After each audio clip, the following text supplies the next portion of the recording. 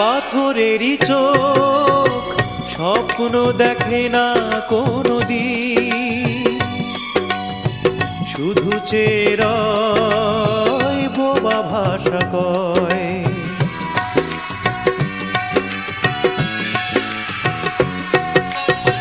পাথরেরই চোখ স্বপ্ন দেখে না কোনো দিন, শুধু চেরয় বোবা ভাষা কয়, শুধু চেরয় বোবা ভাষা কয়।